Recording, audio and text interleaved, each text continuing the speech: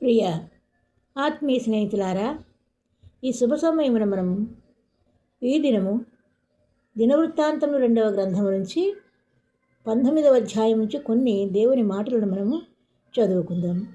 ఇవి హెచ్చరికలు మరియు దీవెనలు కూడా. ఒక్కసారి చూడండి, 19వ అధ్యాయం నుంచి మనం 4వ వచనం నుంచి చదువుకుందాం. యెహోషాపాతు యెరూషలేములో నివాసము చేయుచు బెయేర్షెబా నుండి ఎఫ్రాయిము మన్యం వరకు జనుల మధ్యను సంచరించుచు వారి పితరుల దేవుడైన యెహోవా వైపునకు వారిని మళ్లించెను. మరియు అతడు ఆయా పట్టణములలో అనగా దేశమందు యూదా వారున్న బురుజులు గల పట్టణములన్నిటిలో న్యాయాధిపతులను నిర్ణయించి వారికి ఇలాగ ఆజ్ఞాపించెను: మీరు యెహోవా నియమమును బట్టియే గాని మనుష్యుల నియమమును బట్టి తీర్పు తీర్చవలసిన వారు కారు. ఆయన మీతో కూడా నుండును గనుక మీరు తీర్పు తీర్చు బహు జాగ్రత్తగా చేయుడి. మీరు తీర్చే తీర్పుని జాగ్రత్తగా చేయమంటున్నారు. యెహోవా యందు భయంతో చేయమంటున్నారు. యెహోవా భయం మీ మీద ఉండునుగాక.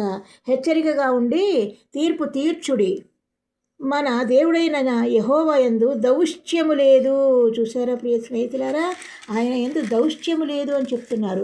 మరియు ఆయన పక్షపాతి కాడు, లంచము పుచ్చుకొనివాడు కాడు. కనుక మనము జాగ్రత్తగా ఆయన యందు ప్రేమను దయను కలిగి ఉంచాలి. మరి ఏమంటున్నాడు ఇక్కడ 11వ వచనంలో, ధైర్యం వహించుడి, మేలు చేయుటకై యెహోవా మీతో కూడా ఉండును.